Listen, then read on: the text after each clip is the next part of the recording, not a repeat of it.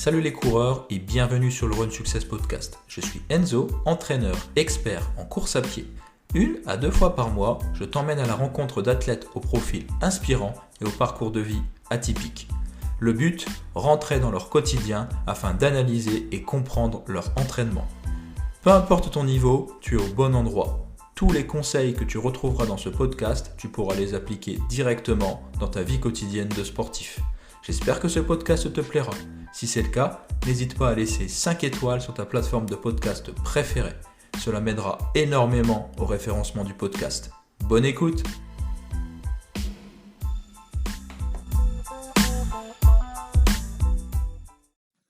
Bonjour à tous et bienvenue sur le Run Success Podcast. Alors aujourd'hui, épisode un petit peu particulier puisque c'est la première fois que j'ai l'honneur de rencontrer un trailer, donc Simon, qui a été champion de France espoir de trail long.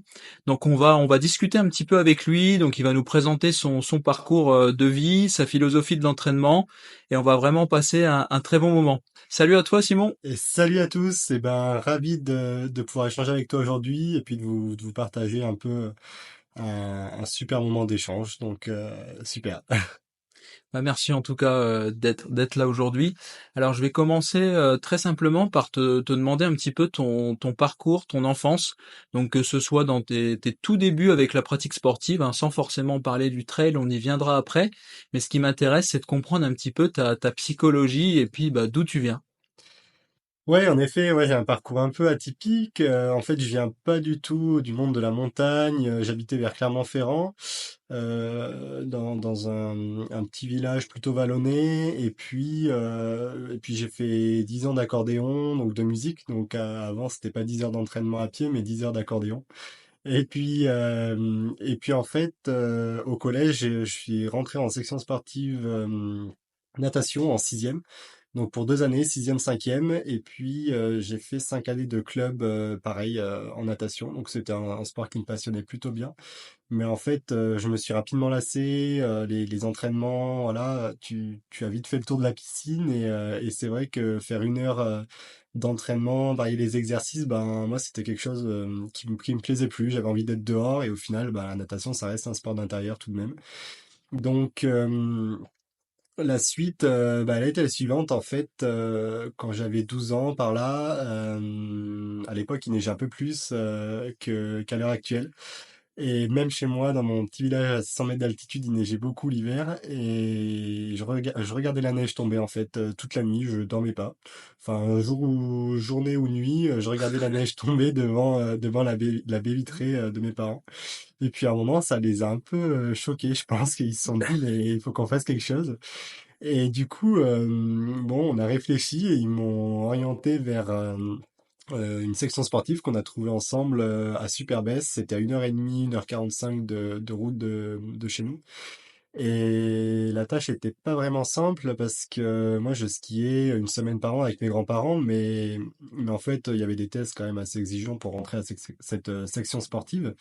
Et toutes les skieurs qui étaient dans cette section et qui maintenant sont des amis, ben en fait ils skiaient depuis l'âge de 3 ans avec leurs parents qui étaient moniteurs de ski. Enfin voilà, il y avait un contexte autour et moi je rentrais pas du tout dans ce cadre. Donc en cinquième, quand mes parents se sont rendus compte de tout ça, ils m'ont inscrit au ski club à Superbès et puis tous les week-ends j'allais m'entraîner. Voilà, j'essayais de skier un peu plus souvent. Et puis j'ai fait les tests pour rentrer à la section sportive en quatrième et ça n'a pas été une chose facile, mais c'est passé. Donc quatrième, troisième à Superbès au collège du Pavin en section sportive ski alpin. Donc franchement, j'avais pas le même niveau que les autres, hein. J'avais beaucoup de retard, fallait que je m'entraîne 2 fois plus.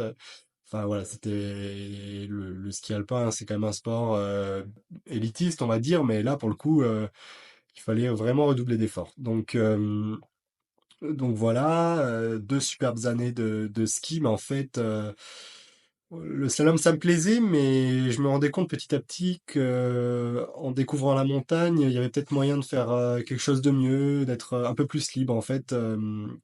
Ben quand tu tournes dans un slalom toute une journée, bah c'est bien. Je serai le premier demain si un ami me dit on va faire des chronos dans un slalom à venir, mais pour une journée, pas Ouais. pour tout un hiver en fait. T'as une lassitude un petit peu qui Et, s'installe aussi, ouais. et ouais, vraiment en fait, c'était vraiment une lassitude. Et puis voilà, quand tu arrives en haut du slalom au départ et qu'on te dit bah recommence, t'as pas réussi l'exercice, il faut recommencer. Et puis moi, au bout d'un moment, j'arrivais pas quoi. Alors voilà, j'avais un très bon niveau, hein, mais voilà, c'était pas quelque chose qui me rendait plus fou que ça.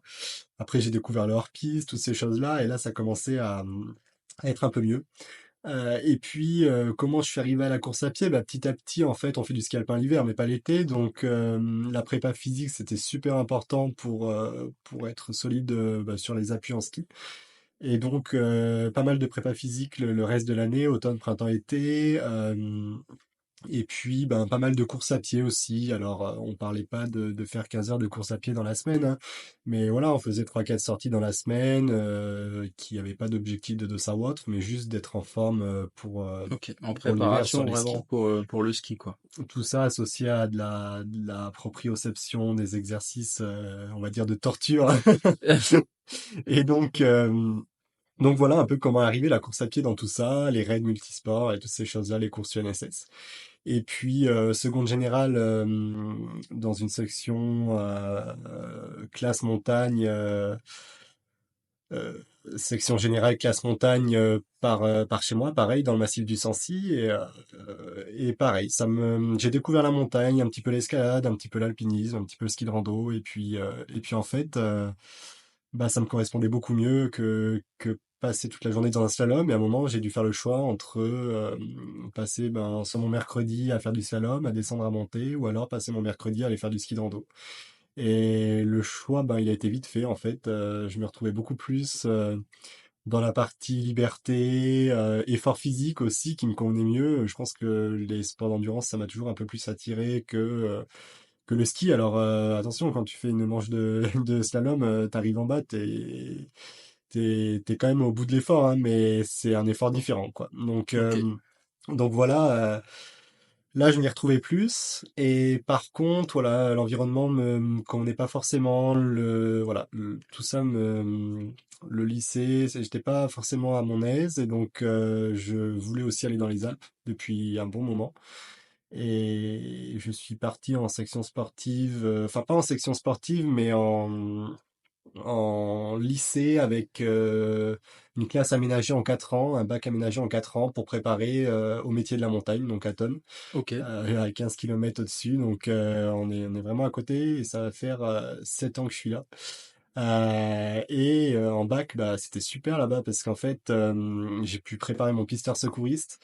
Euh, En fait, je me suis rendu compte que voilà, le slalom, on a voulu m'en refaire faire encore, mais c'était pas possible.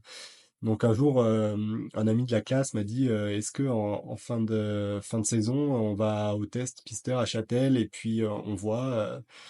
Je dis bah oui, c'est bien, on peut y aller. Et puis si je l'ai, c'est bien, et si je l'ai pas, tant pis. Pourquoi pas? Et comme ça, si je l'ai, j'arrête le slalom. Et puis, on y a été, et on a eu tous les deux le test technique, et le slalom, ça a été fini. Il y a plus de slalom, si ce n'est quelques fois pour faire des chronos avec les copains, mais autrement, c'était fini. Donc j'ai pu passer le pisteur secouriste, avec lequel j'ai travaillé un peu, le secouriste aquatique, et tout à côté, tout en conciliant mes études. Euh, donc c'était vraiment quelque chose de super. Puis il n'y a pas beaucoup d'écoles en France où on peut faire ça en fait. Ça permettait de faire pas mal de sport à côté, de continuer à courir. Je passais mes week-ends à Tonnes, du coup je rentrais plus forcément chez mes parents qui étaient à 3h30 de route, enfin plus tous les week-ends en tout cas. Donc quand t'as la tournette sous les yeux, bah, le week-end tu y vas, et puis forcément moi j'y mets un peu à aller vite, donc j'y allais pas en marchant.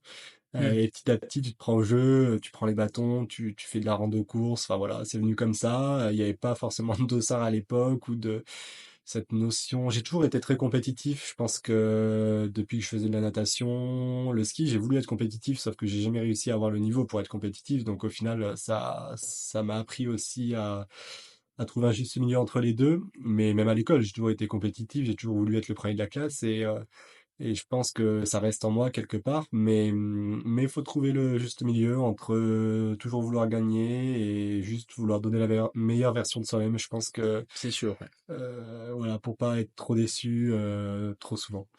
Et donc, superbes années à tonnes. Après, ben, BTS, gestion et protection de la nature, où pareil, j'ai pu concilier, ben, voilà, escalade, on allait grimper 1 ou 2 fois par semaine, et l'hiver, continuer de skier, travailler avec le pisteur secouriste, voilà, j'aime beaucoup le secours aussi. Ok.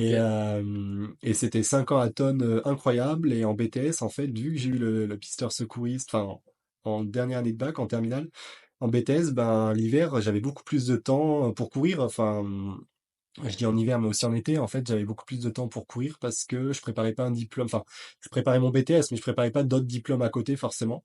Je Et vois, ouais. du coup, ça m'a libéré du temps pour courir un peu plus. Et je me suis dit, ben, tu t'inspires, tu vois, bon, forcément, tu t'inspires de François Daen, tu t'inspires de Kylian, tu t'inspires de plein de grands noms que l'on connaît tous. Et puis, à un moment donné, tu te dis, et puis si je prenais un entraîneur, et c'est comme ça que, voilà, que j'ai commencé à découvrir l'aspect plus compétition, circuit, course en montagne, trail, toutes ces choses-là. Et, euh, et donc, voilà, cette première année, comment elle est arrivée, cette première année de trail, j'ai envoyé un message à Fabien Demure qui habitait à côté de chez moi, pas très loin, et que c'est quelqu'un, voilà, que je suivais pas mal, et qui m'inspire, qui m'a beaucoup inspiré, qui est une super personne, et vraiment, donc je lui ai dit, bah, est-ce que ça te dirait pas de m'entraîner? Il entraînait aussi d'autres jeunes par chez nous, et voilà, première année d'entraînement avec Fabien, et ensuite c'était parti, hein, ça y est, une fois que t'es dedans, tu T'étais peux plus lancé, ouais. t'arrêter, hein. Là, il n'est pas question de s'arrêter. Autant le ski alpin, c'est qu'un sport qui se fait que l'hiver, mais le trail, c'est un sport qui peut se faire toute l'année, donc voilà, hein, ensuite. Ok. Bah écoute, merci beaucoup pour cette belle présentation en tout cas. Et qu'est-ce qui t'a vraiment fait envie dans la pratique de la montagne? Est-ce que c'est plus ce sentiment de liberté, contrairement peut-être qu'on voit plus sur la course sur route? Pourquoi tu t'es orienté vraiment vers le trail et pourquoi t'as été attiré comme ça vers ce milieu naturel qu'est la montagne? En fait, ouais, carrément, la montagne, c'est la liberté, c'est découvrir des nouveaux paysages. En fait, j'ai toujours aimé aller en montagne parce que parfois t'es seul, tu peux réfléchir, mais aussi j'aimais faire des sommets. Quand j'ai découvert l'alpinisme vers 15 ans, j'ai tout de suite voulu aller faire des sommets. Je crois qu'à 16 ans, j'ai fait l'aiguille verte à Chamonix. J'ai eu la peur de ma vie, mais je l'ai faite. Voilà, plein de choses comme ça. Et en fait, euh, moi, ce que j'aime, j'ai toujours aimé aller vite, voilà, aller vite. Mais si tu veux aller vite en montagne, ben, t'es obligé de courir en fait. Et c'est comme ça qu'est venu le trail. Et après, voilà, tu te dis, ben, en combien de temps je vais à la pointe percée? Ben, j'essaie d'y aller le plus rapidement possible. Et c'est comme ça que petit à petit, tu arrives à te dire, bah là, je fais du trail en fait. Ouais. Et donc, pourquoi pas de la route? Parce que ouais, je pense que j'ai toujours été très proche de la nature, des animaux, et j'ai toujours été passionné par ça. Et au final, pareil, au niveau des efforts, moi, j'ai toujours fait des efforts plutôt longs, on va dire. Ok. Quand j'avais, ouais, pareil, 15 16 ans, ben, on partait avec des potes courir, mais c'était pas trop de la course, c'était de la rando trail à l'époque, mais on partait 4 heures en montagne, on n'avait pas beaucoup d'eau, pas beaucoup à manger, mais en tout cas, ouais, je me rappelle une fois c'était une petite histoire assez drôle, mais je suis parti avec Thomas Butez, un ami, on était en seconde générale ensemble, et puis on part un après-midi, on était à l'internat, mais l'après-midi on était libre, le mercredi après-midi, je crois, ce jour-là en tout cas. Et on est parti faire un tour par chez nous qui faisait 25 30 kilomètres. Bon, c'est pas énorme, on fait plus maintenant, mais à l'époque c'était déjà beaucoup. Je ne sais pas quel âge j'en avais en seconde, ouais, 16 ans, quelque chose comme ça. Ok, ouais. Et C'était déjà pas mal de faire 25 bornes à 16 ans en on a montagne. voulu emmener un ami à nous, et en fait, il a fait une hypo au milieu de la sortie, et on a dû le porter sur notre dos pour Oh là rentrer. là. Enfin, on a mis beaucoup plus de temps que prévu, on était en retard pour rentrer à l'internat parce qu'on avait une barrière horaire normalement. Enfin, c'était vraiment l'épopée de la semaine, quoi. Vraiment, et on avait dû le porter. Enfin, c'était une aventure, et ouais, on était jeunes pourtant, mais on aimait déjà ça, quoi. Donc, Je vois. Et est-ce que tu penses avec du recul que tu avais déjà des possibilités sportives Est-ce que tu avais des prédispositions pour l'endurance, pour les efforts longs, ou c'est vraiment ton travail qui a fait la différence, ou peut-être les deux? Parce que souvent on se dit qu'il faut quand même des possibilités aussi un minimum. Qu'est-ce que tu penses de tout ça, toi? Ouais, en effet, hein, c'est vrai que après, je pense pas que j'étais quelqu'un qui était fait pour faire du sprint, que ça soit je m'en suis vite rendu compte en natation, les 25 mètres, j'étais pas bon. Par contre, je faisais un 204 nage, j'étais tout de suite un peu meilleur, voire même plus long encore. Et au final, que ça soit en n'importe quel sport, hein, en ski alpinisme, je suis pas bon en sprint forcément non plus. Après, pas bon, tout est relatif, mais en course à pied, je vois pas pourquoi j'aurais été bon en sprint, en effort court, on va dire. En fait, les efforts courts, ça a jamais été trop quelque chose qui me réussissait. Après, s'il faut courir pour faire du court, je le ferai parce que je m'entraînerai pour. Par contre, des efforts longs, j'ai peut-être un peu plus De de prédisposition? prédisposition. En tout cas, j'ai pas de facilité, ça c'est sûr, mais j'ai peut-être plus de prédisposition pour faire des formats longs que des formats courts. Ça, j'en suis certain. Après, je pense que voilà, là, il y a que l'entraînement qui peut faire que un jour on devient meilleur que ce qu'on était la veille. Mais oui, je pense que avec de l'entraînement, on peut tout réussir. Après, des fois, il faut un an d'entraînement, des fois, il en faut 10. Ça dépend vachement aussi des objectifs, peut-être. Mais ouais, non, c'est quelque chose de plutôt beau dans le sport, De ouais, se voir évoluer comme de se ça. voir évoluer, voilà, c'est ça, année après année, et tu te dis, mais il y a 3 ans, en fait, le footing que j'ai fait ce matin, il y a 3 ans, j'aurais été au seuil, quoi. Et ouais, Et ouais, et en fait, c'est assez fou, quoi.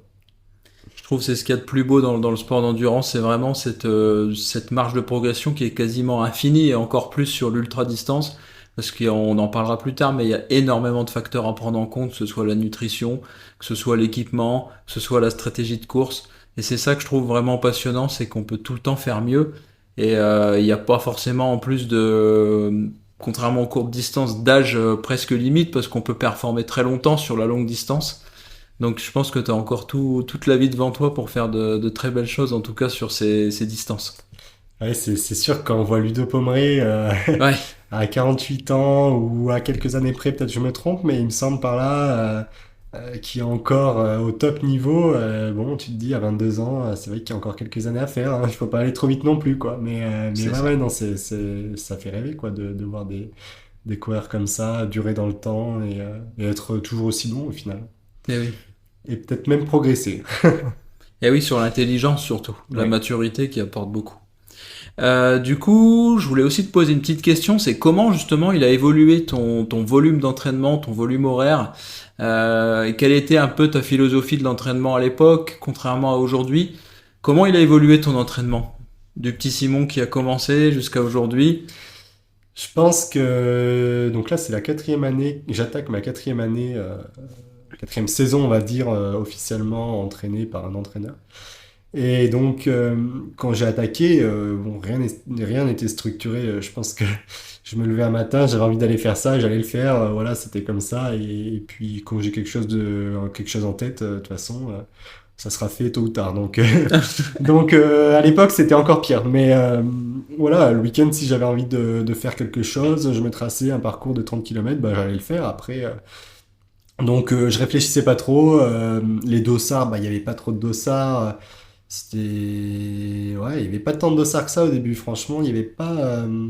Parce qu'en fait, pour moi, maintenant, quand je vais au départ d'une course, il faut que je sois à 100%. Enfin, d'une course objectif. Les courses de préparation, je suis rarement à 100%, mais les courses objectifs, l'idée, c'est d'être à 100%. Et au final, ce que j'ai jamais réussi à faire dans le ski alpin, parce que j'ai jamais eu le niveau pour être devant et être dans la totale performance. Donc au début, quand j'attaquais à courir, j'avais pas non plus forcément le niveau incroyable. Et donc je m'entraînais tout seul, je me faisais des petites séances imprévues comme ça. Et puis petit à petit, bon, je voyais un peu ce qui se faisait autour de moi, quelques collègues qui étaient dans des clubs d'athlétisme. Et puis je me suis dit, bon, ce serait bien quand même de faire quelque Structuré un peu. chose, voilà, structurer un peu l'entraînement, aller sur une piste. Alors là, c'était quelque chose parce que aller sur la piste, ouais, pour un montagnard, c'est pas évident.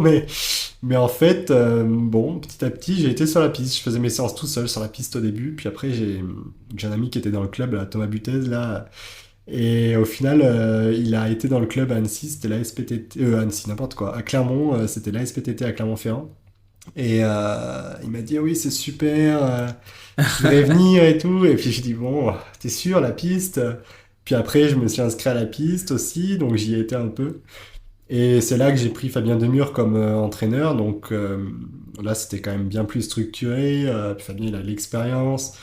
Fabien, c'était pas des gros volumes parce que lui, il fallait que je fasse un peu du cours aussi. Bah, j'étais jeune hein, à l'époque. Oui, bien sûr. J'avais tout juste 17, 18. Donc, fallait faire du cours. Je pense que dans l'athlé, c'est quelque chose qui est quand même assez ancré.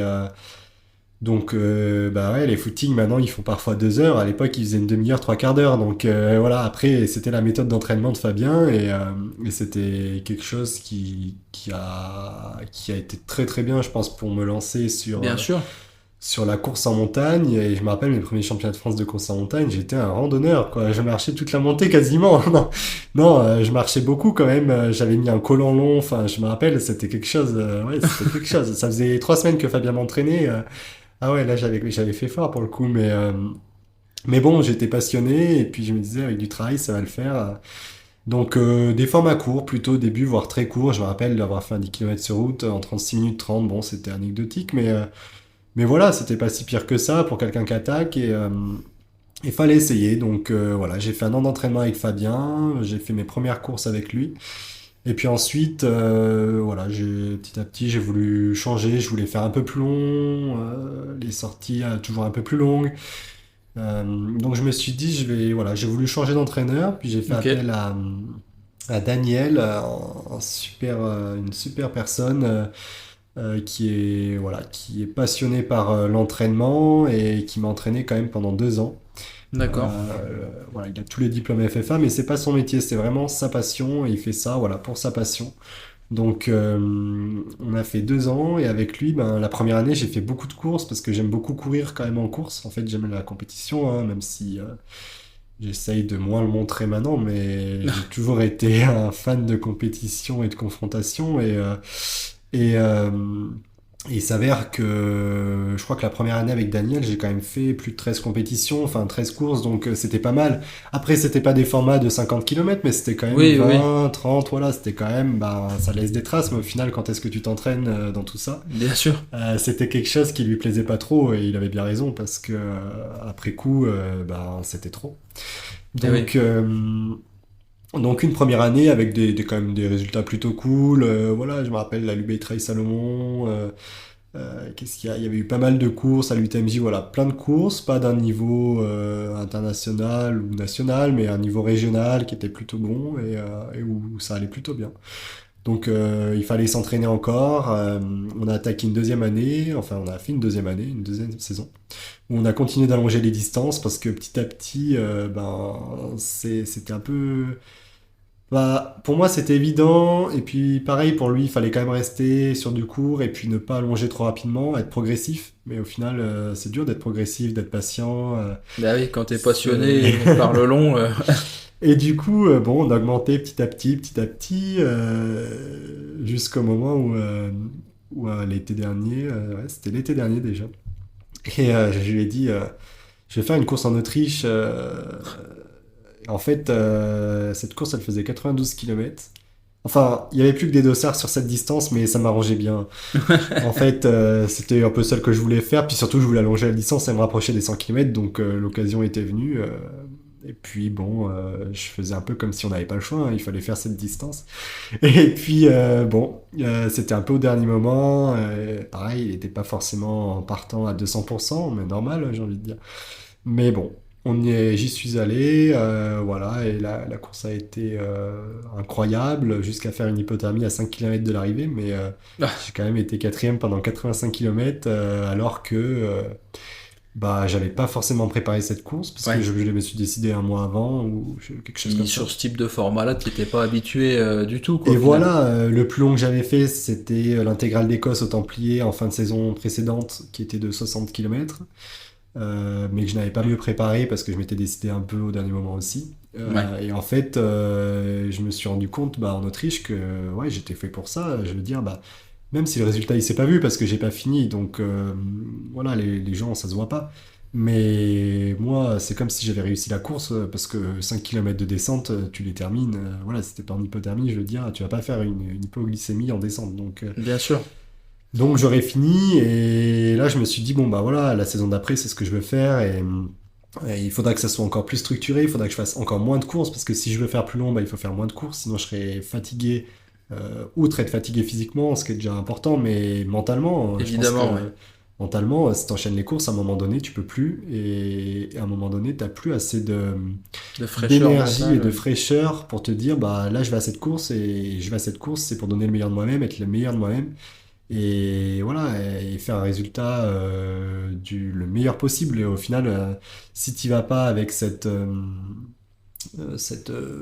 j'allais dire cette force, cette férocité, ben ça va être, tu donneras pas la meilleure version de toi-même. Ouais, je Donc, vois. euh, donc ça sert à rien de faire des courses pour se dire, voilà, si t'es pas à 200%, pour moi, ça sert pas à grand-chose. Après, comme je dis ça, c'est des courses objectifs. Ouais. Voilà, je me suis dit il faut faire moins de courses, et puis après en discutant avec Daniel, c'est vrai que là on a augmenté considérablement parce que moi je voulais faire la TDS l'année d'après, donc cette saison, et là il était vraiment pas pour, il m'a dit c'est trop, ce que je comprenais, mais moi d'un côté j'avais envie de faire ça, et je me suis dit non non mais je veux faire ça. Donc là on s'est dit bah voilà, on arrête, on a fait 2 ans, et puis on fait, voilà, on stoppe pour cette saison.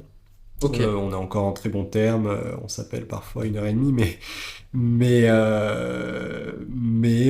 voilà, on s'est dit on fait un petit break, et moi j'ai demandé à Adrien de m'entraîner, Adrien Siguré, avec qui j'avais pas mal discuté au Templier, et puis c'est vrai que bah il est passionné par le long, l'ultra, voilà, ses spécificités. Voilà, chercher ce qui te fera devenir le meilleur sur Ultra, et c'est vraiment, voilà, tout de suite quand on s'est appelé, ça a direct Matché, ouais. matché, et on s'est dit, bah moi j'étais trop content parce que je me suis dit trop cool, on va faire un truc de ouf cette saison, et on va préparer du long, ce que j'ai toujours rêvé de faire, et au final j'ai que 22 ans, donc ça va, c'est trop bien quoi de faire ça à cet âge-là. Du coup, bon, bah, c'est parti, ça y est, hein, on a attaqué depuis 4 mois quasiment, je crois. Et là, tout roule plutôt bien. Maintenant, c'est vraiment structuré. La saison, bah, là, va y avoir voilà, 3 beaux objectifs, plus un qui sera bonus, parce que moi, en fin de saison, je sais pas mentalement comment je serai. Je peux pas le dire en début de saison, donc je m'adapterai. Et si je suis très bien, je ferai quelque chose de plutôt long. Si je suis moins bien, je ferai quelque chose de plus facile, on verra. Mais en tout cas, voilà, 3 beaux objectifs, donc pas 10 objectifs comme avant, parce que ça marche Ouais. plus, quoi. Si tu fais 10, plus de 50 km, ça, ouais. Donc voilà, être patient, être pas forcément, enfin, progressif sur les distances. Je vais faire du long, on va pas dire je vais faire 30 km, puis après 40, puis après 50, parce que maintenant je fais du long. Mais en tout cas, patient et raisonné dans le choix des objectifs, et, euh, et le nombre aussi. Après, il y a des petites courses qui sont pas du tout des objectifs, que je fais après des semaines à plus de 100 Ouais, km, bien sûr. mais ça, voilà, j'y vais pas, C'est pour la préparation, voilà, quoi. j'y vais pas forcément pour gagner, parce que de toute façon, j'ai pas les jambes, mais à moins qu'il y ait vraiment personne, mais en tout cas, maintenant, les courses où il y a personne, c'est quand même bien rare, hein. Ouais, Donc, c'est sûr. donc voilà. Mais maintenant, l'entraînement est beaucoup plus structuré. Voilà, ces 3 dernières années, l'entraînement était beaucoup plus structuré. Et puis, Ouais, ouais. petit à petit, bah, aller vers quelque chose de sage, une saison sage, en fait, hein, plus faire un peu n'importe quoi, même si parfois, ben, l'envie, elle est à faire plein de choses. Des fois, je me lève le matin, j'ai envie de faire 10 km route le week-end. Bon, ouais, mais c'est dans 4 jours, quoi. C'est peut-être pas le bon moment. Dans la prépa, bon, Adri c'est bien raisonné là, dans ces moments on va dire, D'euphorie, un d'excès, peu. un peu d'euphorie, mais voilà, ouais, essayer d'être Ouais, le d'être plus sage raisonnable aussi. possible, voilà, c'est ça en fait. Et puis s'écouter, je pense que s'écouter, c'est vraiment quelque chose d'important. S'écouter sur ce qu'on aime, ce qu'on a envie, il faut faire ce qu'on a envie, donc voilà. Si tu fais pas ce que tu as envie, tu vas pas être motivé, et puis si t'es pas motivé, tu réussiras pas, et si tu réussiras pas, tu seras pas passionné. Donc, je pense que voilà, il faut faire ce qu'on aime. Mais après, voilà, s'il y a une notion de haut niveau, une notion de performance, bah forcément, et des fois il faut faire des choix, et des fois il faut savoir se retenir aussi de faire des mauvais choix qui peuvent être des erreurs et qui peuvent te pénaliser pendant 1 ou 2 mois si tu es blessé ou voilà, ouais, Bien faut sûr. savoir être sage, je pense. Ok.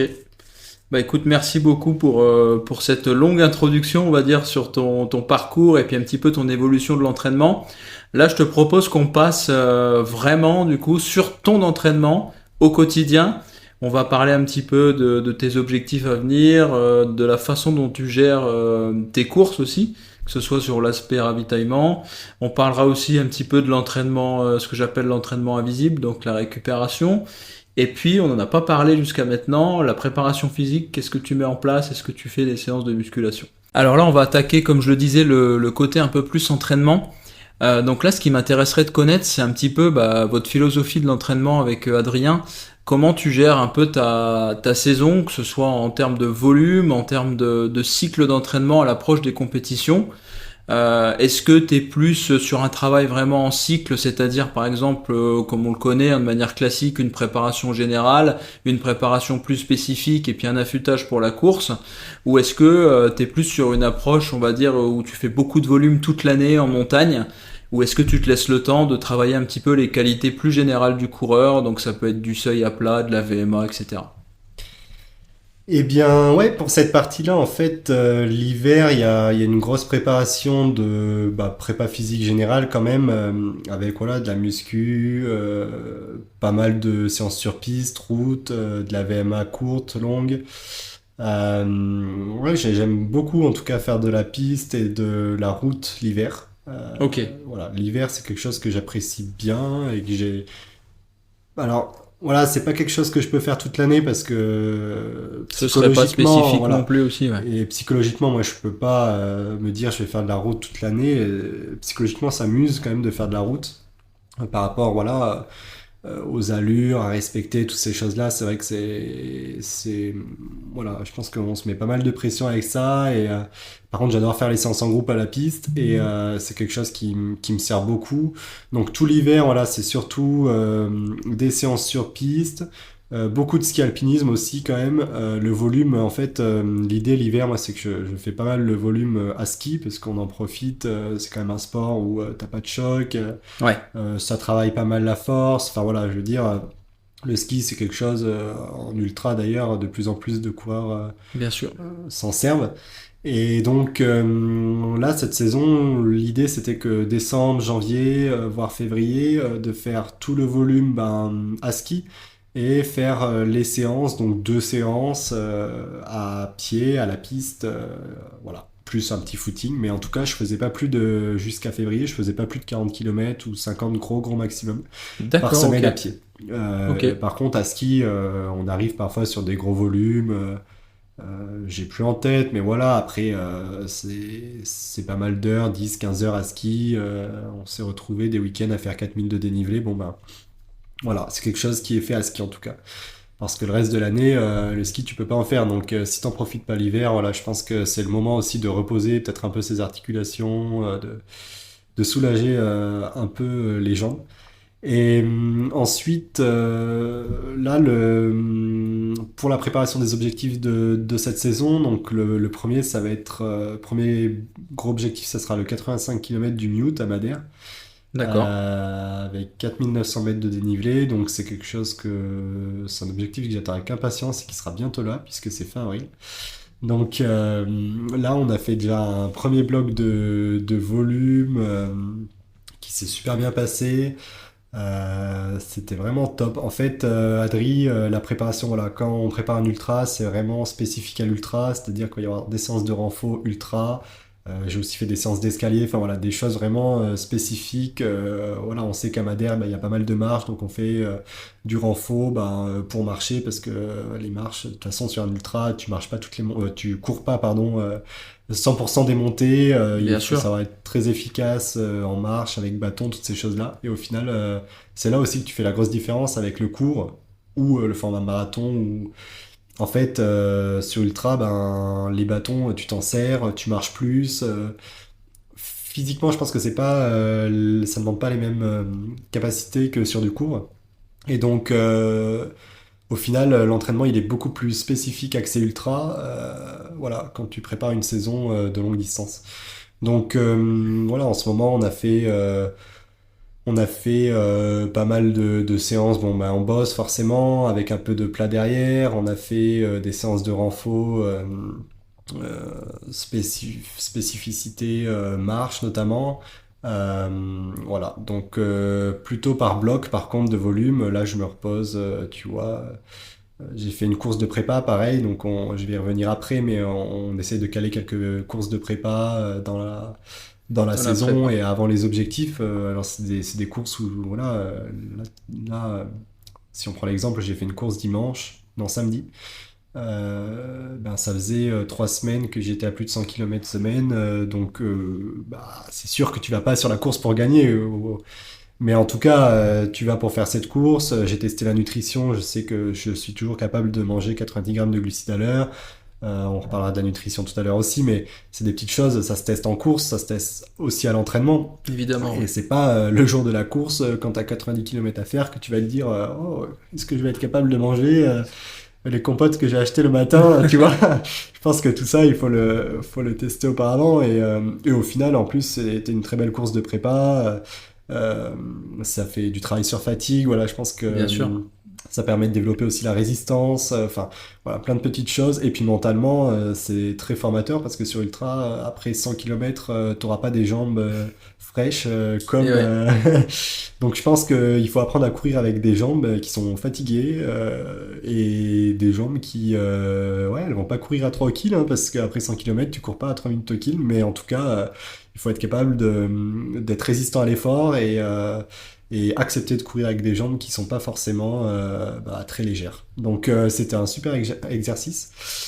Et voilà, donc là, repos, un peu d'assimilation jusqu'à mercredi, puis on va repartir pour un bloc de 3 semaines de volume, avec une nouvelle course de prépa en fin du deuxième bloc. Et puis ensuite, on sera à 3 semaines du mute, donc ça sera vite là, et il faudra décharger progressivement pour être en forme à Madère. Donc voilà, plutôt par bloc de volume, prépa très spécifique à l'ultra, notamment à la discipline de l'ultra. Et apprendre à courir sur fatigue, à repousser bah, ses limites aussi psychologiques parce que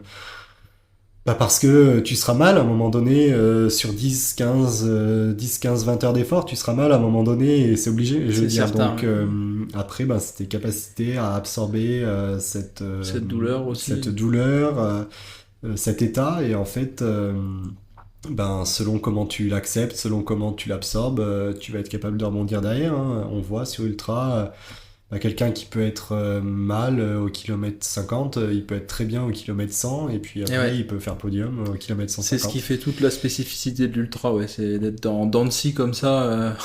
Ouais, c'est ça, hein. Donc il faut, bah, mentalement, faut être fort quand même, parce que quand t'es pas bien au Et kilomètre ouais. 50 et que tu te dis qu'il t'en reste 100, mais comment, d'un côté, tu te dis comment tu vas faire, et puis d'un autre, tu te dis bon, il faut, voilà, bah, typiquement, l'été dernier, sur le 90 km en Autriche, il y a un moment donné où il était vers minuit. Alors, c'était une course toute de nuit. Et vers minuit, je me suis dit, Simon, t'es parti trop vite, t'es quatrième, comment tu vas faire? Il te reste encore 40 km, t'avances plus. Et puis mentalement, je me suis dit non, attends, t'avances très bien. Le troisième, il est juste devant toi. Là, tout le monde a fait le même temps d'effort, tout le monde est parti aussi vite. Tout le monde a encore 40 km à faire. Avance, appuie sur les bâtons et avance. Et peu importe, dans tous les cas, tu vas avancer et tu vas réussir et tu iras à l'arrivée, je veux dire. Ouais, il y a un Et, conditionnement mental à avoir aussi. et au final, si mentalement, bah, tu réussis et ça se travaille, il faut être prêt pour ça, et ben, il n'y a pas de raison que, voilà, après, bon, bah, si t'es blessé physiquement, ça c'est autre chose, je veux dire, mais en tout cas, mentalement, tu peux pas être blessé durablement, je veux dire, tu vas rebondir, donc, c'est aussi ses capacités sur l'ultra à être, voilà, résistant à la douleur, résistant au mal-être, peut-être parce que des fois, t'aimerais avoir des jambes qui sont meilleures, mais Eh oui. comme je disais, après 100 km, tout le monde a les jambes mal, hein, donc après, voilà, je pense qu'après 100 km, ce qui fait la différence, ben, c'est la résistance à la douleur, c'est Bah, si tu t'es entraîné à courir, voilà, ta foulée, tu sais que peut-être elle est un peu plus efficace parce que tu t'es entraîné à courir avant avec une foulée fatiguée. Enfin voilà, plein de petites choses comme ça et c'est ce qui fait la différence parce qu'au final, maintenant, le top niveau, quand on regarde, ben, tout le monde a un peu les mêmes, les coureurs qui sont au top niveau, ils ont tous le même niveau en fait, Ah oui, oui, plus ou oui. moins. Le niveau Mais il y a physiologique est quelque plus ou chose moins qui le fait la même. différence à la Ah fin, ouais, ouais.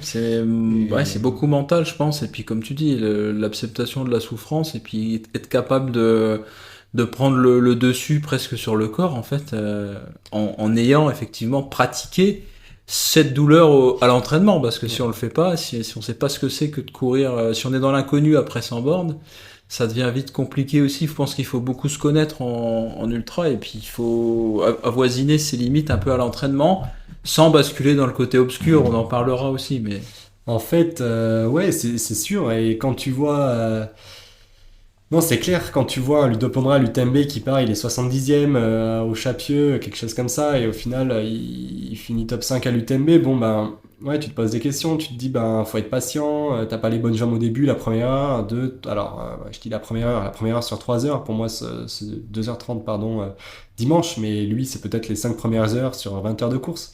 Et au final, après, ben, de toute manière, étant donné que tout le monde est fatigué, tout le monde a le même impact physique, et ben, lui, il est bien plus résistant peut-être que tous les autres qui étaient devant lui. Et au final, ça fait que son allure, elle est constante, elle va pas augmenter, elle va pas forcément diminuer.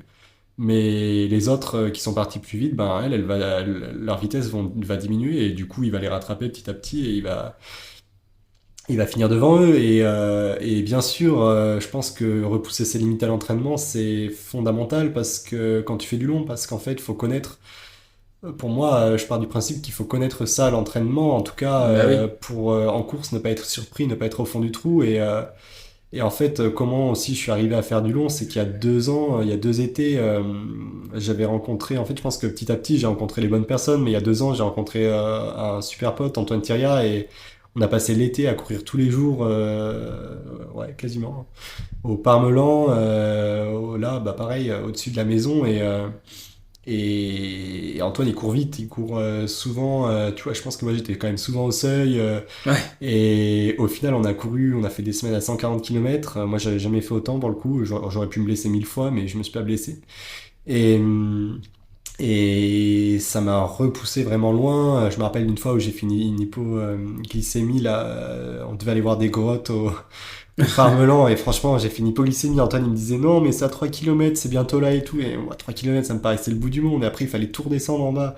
Ah là Et là, c'était super long, quoi, vraiment. Et je me suis dit, mais je vais jamais. Enfin, et on n'avançait pas, c'est tellement pas roulant là-haut, mais en fait, plein de choses comme ça, ou une fois pareil, l'an dernier, avant d'aller, alors j'ai toujours un doute si c'est avant d'aller à l'UTMJ ou avant d'aller au Templier, mais on a fait une sortie de 6 heures dans les Aravis, c'était 35 par là et 3000 je crois, pas du tout roulante aussi, et là, j'avais plus de barnac, et du coup, je lui avais dit, quelques jours avant, est-ce que tu peux me prendre à manger? Il m'avait dit oui, oui, pas de souci, il m'avait pris 2 bars pour 6 heures, et je me suis dit, mais comment je vais faire? Et franchement, j'étais sec, mais alors, je me rappelle, on montait à la pointe percée et je m'étais assis sur un caillou, je pleurais, j'en pouvais plus, quoi. Et lui, il était monté là-haut, et, enfin, j'étais au bout, quoi, vraiment. Et des fois, ben, et j'avais fait une grosse semaine avant aussi, mais des fois, il faut pousser vraiment loin. ouais, ouais. C'est pas pour être sûr que ça va passer le jour de la course, mais en tout cas, tu sais que tu seras pas moins bien que ça le jour de la course, où il y a peu de chance, tu vois, Tu moi. te connais, quoi. Tu te connais Quand pas. il m'est arrivé ça, dans les Aravis, dans notre sortie, je me suis dit: «Bon, ben, voilà, là, je suis dans un sale état». Hein. C'est vrai, hein, je suis dans un sale état et j'ai pas envie que tout le monde me voie dans cet état, mais en tout cas, je sais que le jour de la course, il y a quand même très, très peu de chances que je sois aussi pire que ça, donc voilà, maintenant c'est fait, j'ai aussi un peu choqué mon corps, maintenant c'est bon, après il faut trouver le juste milieu, pour ne pas se blesser non plus parce que, bah, c'est important de pas être blessé, je pense, aussi pour le physique, mais aussi pour la tête. Mais ouais, c'est sûr que repousser ses limites, c'est quelque chose pour moi qui est super important. Et il faut pas le faire toutes les semaines, c'est sûr, mais, mais en tout cas, je pense qu'une fois dans un gros bloc, c'est un peu trop loin, mais plus mentalement que physiquement, hein, mais mentalement, c'est bien, Ouais. je pense. Ok, ok. Du coup, on va parler un peu plus en détail de la musculation spécifique au trail et notamment à l'ultra. Qu'est-ce que tu fais toi au quotidien en musculation du coup? Alors moi, les non-exercices, je suis vraiment pas bon. Je suis vraiment pas bon, mais en tout cas là, cet hiver, j'ai fait pas mal de choses comme des fentes, après je fais des choses en hauteur sur les chaises aussi, plein d'exos vraiment. J'ai fait des exos pour renforcer le pied aussi, le travail de pied, la voûte plantaire, Mhm. parce qu'au final, je pense qu'il y a comment dire, la capacité du pied en fait à rebondir et pour le travail de foulée, c'est vraiment important en fait. Bien Tu peux sûr, perdre tellement d'énergie bien avec sûr. ça et pour le coup, tu peux gagner tellement en efficacité dans ta foulée que voilà, tout ce qui est travail du pied et puis après bah là qu'est-ce que j'ai fait d'autre comme exo? Ouais, plein de petites choses comme ça, mais pas mal travaillé, voilà, tout ce qui est force. Euh, L'objectif, ouais, c'est d'être résistant musculairement, quoi. Donc, vraiment, Beaucoup de répétitions ou plus de la force maximale en squat, des choses comme ça, du soulevé de terre ou qu'est-ce que t'as? là, c'était, force maximale, c'était quelque chose que j'avais beaucoup parlé avec Daniel parce que lui, il avait fait pas mal de recherches là-dessus et c'était ouais, quelque chose sur lequel il voulait pas mal travailler, de faire des peu de répétitions, mais à charge max, quoi, tu vois, Ouais, en ouais. fait. Ouais. Euh, Il y a beaucoup d'études qui montrent que c'est de plus en plus pertinent vraiment ouais. de même pour les coureurs de long de travailler la force maximale. Mm. Contrairement à ce qu'on peut entendre depuis quelques années que pour un ultra trailer, faudrait plus travailler l'endurance de force. Certes, il faut la travailler, mais la force maximale reste quand même une grosse variable de la Mm. performance Surtout que de l'endurance de force, on en fait déjà à l'entraînement. à Eh oui, l'entraînement, tu vois. En fait, moi, quand je fais 6 heures de ski alpi, j'en fais déjà de l'endurance de force, tu vois. exactement. Et surtout en ski alpi pour le coup. Donc voilà, je pense que ouais, c'est plus, enfin, dans l'idée, intéressant de travailler La force la maximale, ouais. force maximale que tu feras pas forcément pendant des sorties de 6 heures, quoi, tu vois. Ok. Donc, Donc là, t'as pas forcément une grosse planification du coup en musculation. T'as pas accès à une salle, si quand même, t'as accès à une je salle de peux, sport. si, bah, chez mon kiné, j'ai ce qu'il faut, la barre, la presse, voilà, toutes ces choses-là. Et après, mais après, je fais pas mal à la maison et une heure par semaine, voilà, une heure par semaine. Je sais pas si j'ai eu 2 fois par semaine cet hiver.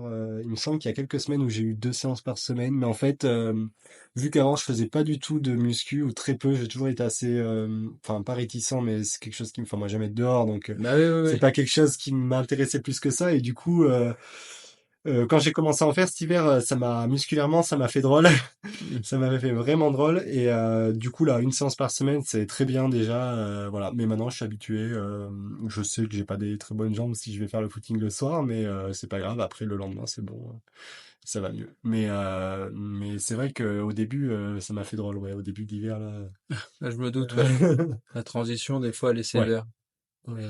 Et du coup, une question que j'aime bien poser aussi, est-ce que tu pourrais nous donner une semaine type en prépa d'un trail, on va dire, bon, sous tes distances de prédilection, à quoi ça pourrait ressembler?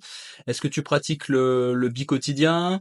Est-ce que tu mixes entre vélo, course à pied, ski dans la même journée? Enfin, comment tu gères ton Ouais. entraînement? Alors ça dépend vraiment des périodes, mais déjà le lundi c'est toujours repos. C'est très rare qu'il n'y ait pas repos, ou alors s'il n'y a pas repos, c'est qu'il y a une sortie en montagne avec des copains qui s'est rajouté, mais en tout cas le lundi c'est vraiment le jour de repos parce que bah, souvent on a fait un gros week-end, donc Ok, donc tu te voilà. gardes un jour de repos complet. Ouais, toujours le lundi. Ok, Alors repos complet ou alors une heure d'entraîneur vraiment cool parce que je sais pas quoi faire de la journée quoi, mais sinon c'est repos complet, ouais repos complet. d'accord. Euh, Ensuite, souvent le mardi, là l'hiver, on a la séance au club de piste, donc le mardi soir, c'est souvent séance. Ensuite, le mercredi, ben, c'est souvent sortie longue, enfin longue, non, je m'entends, mais footing 2 heures, 2h30, 8000 mètres de dénivelé, tu vois, en Pour montagne le le plus. commun des mortels, c'est long quand même. Pour toi, c'est un footing classique. Et pour un coureur lambda, c'est la sortie longue, voire même 2h30. On est sur même du très long, sur du marathonien.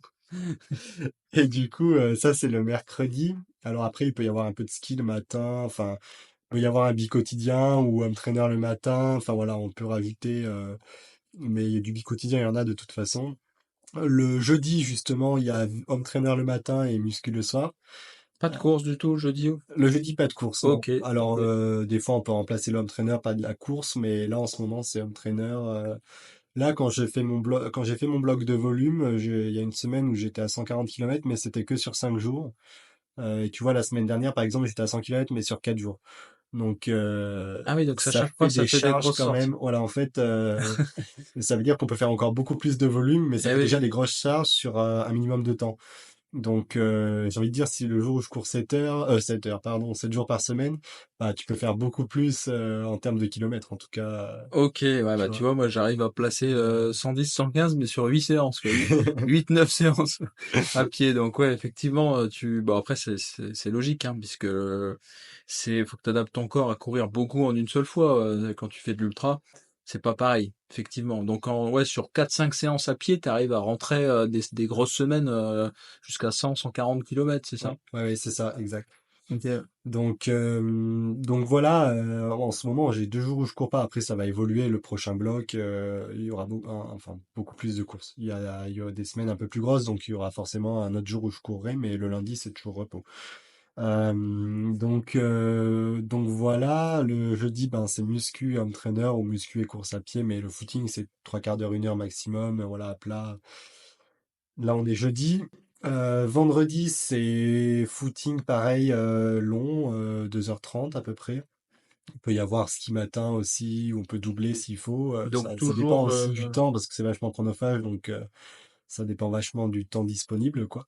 Toujours sur des sentiers avec du Ouais. dénivelé à chaque fois, sur chaque footing, il y a du Oh dénivelé. ouais, maintenant oui, oui, oui. Pour Ok, la oui, prépa oui, bien trail, sûr. c'est très rare que j'aille des footings à plat, ou alors si j'ai fait des gros volumes, tu vois, mais oui, ouais, quand même, Ok. toujours en sentier. Et après, le samedi, séance. Donc là, on est sur des séances, bah, en ce moment, tu vois, des séances que beaucoup font, mais des 4x8 ou 5x8 en côte, et après 15 minutes à plat en relance. Donc tu vois, l'autre semaine, moi je fais souvent, c'est un peu en dessous de l'allure marathon, les 15 minutes. Après, ça dépend de la forme, mais voilà. Et l'idée, c'est pas de faire à 3,30 non plus. Enfin, après, si ça tourne en allure marathon, c'est 3,30, tu fais à 3,30, tu vois, mais pas de faire allure 10K non plus, quoi. Ça n'a pas d'intérêt particulier. Ouais. Mais voilà, donc souvent en séance le matin et ski le soir. Quand je dis ski, bah en ce moment c'est ski, mais après ce sera peut-être vélo, mais moi j'aime bien le ski, donc ski. Et ensuite, le dimanche, ben, c'est sorti bien long. Tu vois, la semaine dernière, j'avais 6 heures à ski, normalement, ou l'autre d'avant, j'ai fait 40 km à pied. Donc, c'est sortie longue en montagne, peu importe comment c'est. Et après l'hiver, peut y avoir des gros volumes à ski parce qu'en fait, et je dis l'hiver, mais aussi l'été, en fait, ça dépend vraiment de l'organisation, des conditions en montagne, Ouais. mais j'aime beaucoup faire de la haute montagne, de l'alpinisme, et donc voilà, il arrive des week-ends de partir en montagne, enfin en haute montagne à 4000 et faire 20 heures dans le week-end de ski euh, ou d'alpinisme à pied l'été, hein, mais voilà, en tout cas, l'hiver à ski, on fait des gros week-ends. Donc tant qu'il y a de la neige, on profite, j'ai envie de dire, hein, parce que faire 20 heures à pied, c'est pas pareil, quoi. Ça Non, laisse pas c'est les mêmes sûr. traces que faire 20 heures à ski. Et puis en haute montagne, faire du volume à basse intensité, à 4000, ouais, je trouve ça super pour progresser, en tout cas sur du long. Donc c'est quelque chose qui m'a beaucoup servi la saison dernière et j'espère que ça servira encore cette saison. Ouais. Ok, très bien. Bah, je pense que c'est plutôt clair. En tout cas, merci beaucoup pour ces précieux conseils sur ton entraînement, hein, qui, je le rappelle, va beaucoup changer par rapport à ce qu'on a pu entendre sur le podcast. Donc, c'est vachement intéressant. Moi, l'ultra, c'est une discipline qui me passionne de plus en plus, et c'est vraiment un plaisir, en tout cas, de discuter avec un vrai passionné comme toi, on va dire, qui connaît un peu les ficelles de l'ultra, qui est très spécifique, contrairement à la course sur route. Ça n'a rien à voir, clairement. Et c'est très intéressant de voir les deux approches. Et je pense que il y a certaines qualités d'ultra trailer qui sont transférables sur la route. et notamment pour le marathonien. Donc je pense que c'est intéressant d'en parler.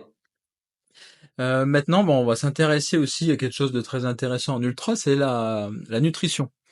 Alors, je vais te poser une question simple. Comment tu gères ta nutrition sur une course et comment tu le prépares, hein? Parce qu'on en parlait un petit peu tout à l'heure en off, mais effectivement, on se lance pas du jour au lendemain sur certains produits nutritionnels le jour de la course, hein. Il faut le préparer avant, sinon on s'expose à de graves problèmes intestinaux. Donc, toi, comment tu gères un petit peu ça, ton ravitaillement? Est-ce que tu as trouvé la recette qui te convenait ou c'est toujours un peu différent en fonction de la course? Ouais, je vous conseille vraiment pas de tester les produits nutritionnels le jour de la course parce que ça peut faire des dégâts. Vraiment, c'est pas conseillé en tout cas. Mais oui, non, non, vraiment, bah, la nutrition, c'est quelque chose. Au début, je mangeais pas. En fait, j'ai toujours eu du mal à manger en course sur du format court parce qu'en fait, ça court très vite et que déjà que je suis pas un coureur très rapide. Voilà, je fais pas 30 minutes au 10 kills, donc je veux dire, manger en course, ça me demande, enfin en course sur du court, ça me demande encore plus D'effort, ouais. d'efforts et je suis déjà à fond tout le temps, donc compliqué pour moi. Mais au final, je me suis rendu compte. Ben, que sur du plus long, alors je vais pas dire c'était facile de manger, mais je pouvais manger et maintenant je mange 90 grammes de glucides à l'heure. C'est-à-dire que l'an dernier, 190 km en Autriche, je mangeais une flasque de boisson NAC, donc il y a 50 et quelques grammes de glucides dedans. Donc je mettais pas totalement en entier, mais j'avais au moins 40 grammes. Et ensuite, je prenais deux compotes à 25 à peu près. Donc j'étais à 90 grammes de glucides par heure. Et ça, j'ai pu le faire pendant 10 heures. Donc, enfin 9 heures. Donc voilà, je pense que s'entraîner à l'entraînement, c'est super important. Euh, voilà, s'entraîner à... Parce qu'en fait, on peut pas s'improviser du jour au lendemain pour que notre corps Assimile assimile correctement. 90 grammes de glucides par heure. Ça, c'est sûr. Surtout que pour le coup, c'est quand même pas mal. Ouais. Euh, Par contre, il faut aussi être capable. Enfin, je pense que c'est aussi intéressant de faire des sorties où tu manges moins. Ouais, ouais, ouais. Voilà, pour que ton corps soit peut-être aussi habitué à ce manque de nutrition, voilà, et essayer de repousser ben, certaines limites. Donc voilà, moi je peux être, bah typiquement, il y a 2 semaines à Bulle-les-Baronnies, moi j'ai fait 40 km avec un litre d'eau et de boisson, et je sais plus, de compote peut-être. Mais ça me suffit, je veux dire, après, voilà, on n'est pas en haute intensité ou ces choses-là. Euh, voilà, je pense que faut être capable de faire les deux. Par contre, c'est sûr que moi, ma nutrition, elle est testée sur des sorties d'entraînement tout au long De de la préparation. saison. Et voilà, je sais clairement ce que je vais manger. Moi, je mange purée compote, flasque de boisson d'effort. Et puis ensuite, je peux manger quelques barres ou gel euh, plus parsemé dans l'effort. Mais en tout cas, je peux pas manger un gel par heure pendant 10 heures. Ça, c'est sûr. Donc voilà, moi c'est ouais, compote et purée. Et après, pareil, j'ai envie de dire, ben, déjà quand tu prends une boisson d'effort où il y a 40 ou 50 grammes de glucides dedans, il t'en reste beaucoup moins à manger, quoi, en fait. Ah oui, oui, dans le Donc liquide, tu peux quand même déjà optimiser pas c'est mal. ça, ouais. Donc en fait, parce que bon, à manger, ça veut dire que c'est des choses que tu portes en plus. Donc en plus, il faut que, voilà, toutes les 20 minutes, tu te dises, hop, je vais manger.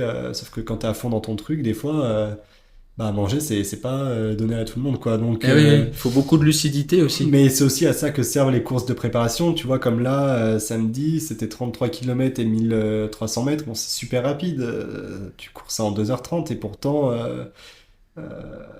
et ben, au bout de 35 minutes d'effort, je me suis dit, oh Simon, t'as pas mangé là, faut manger quoi.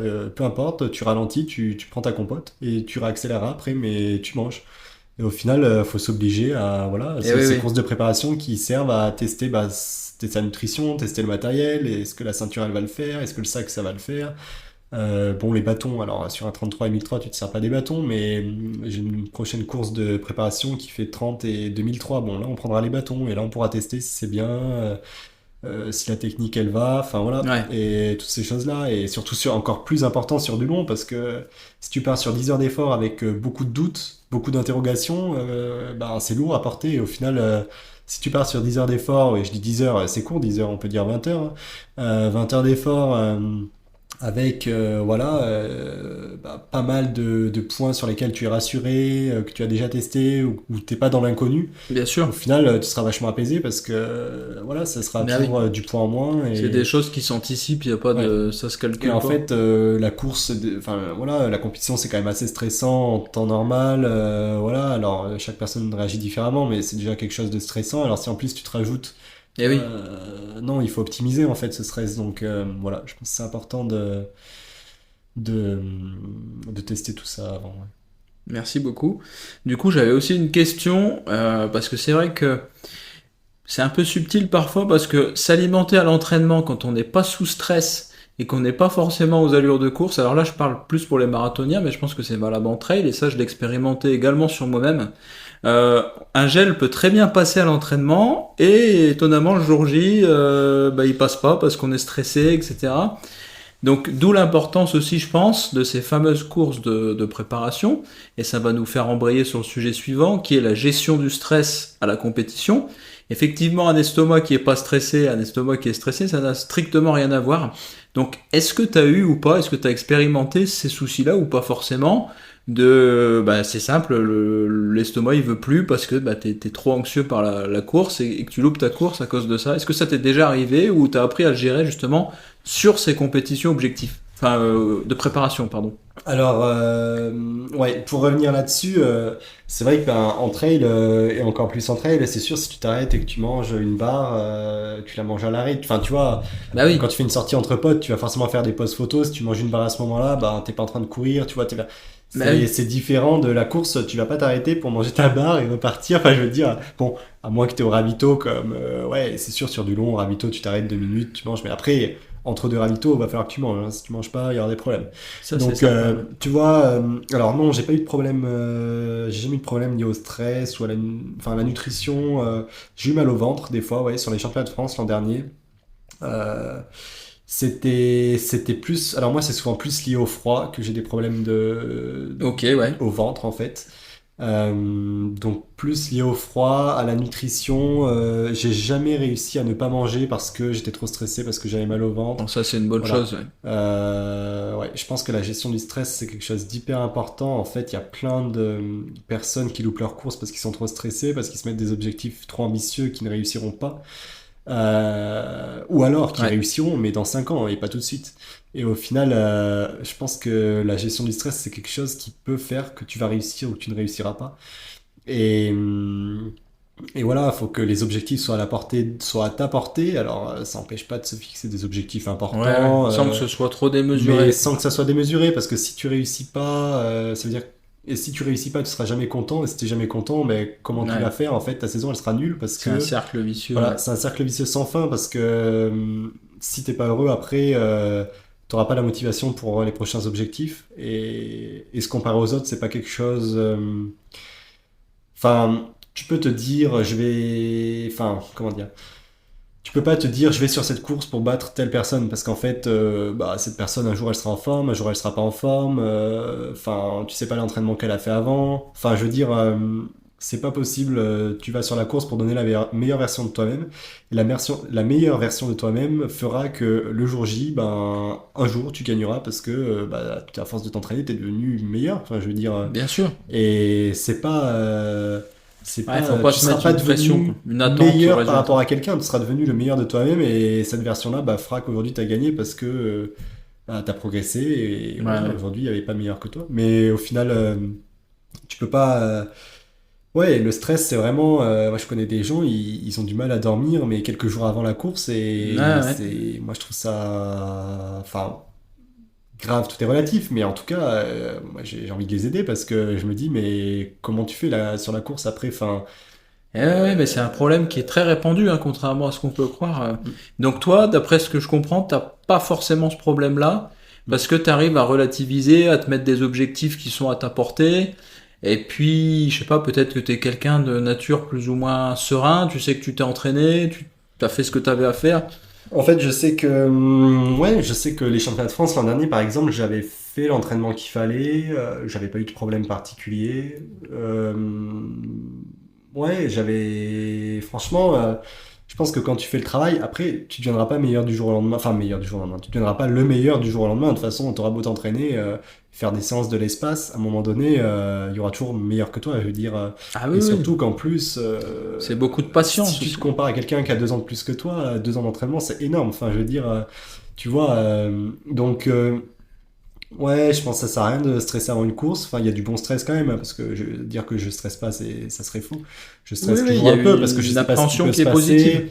Voilà. Et puis après, moi, quand je vais sur une course, ben, c'est parce que j'ai envie de faire un résultat. Tu vois, je vais pas dire que je vais au mute pour faire top 20. Non, je vais au mute pour faire un super résultat. Après, on verra si ça arrive. Et si ça arrive pas, ben, si je fais top 10, je serai déjà très content. Et voilà. Ouais, En ouais, fait, moi, je pense que se fixer un objectif de place, c'est parfois source de stress. de stress, vraiment, parce qu'en fait, une année sur une course, tu peux faire 10e en 3h30, et l'année Mhm. d'après, en 3h30, tu gagnes. En fait, ou l'année d'après, en 3h30, tu fais 25e.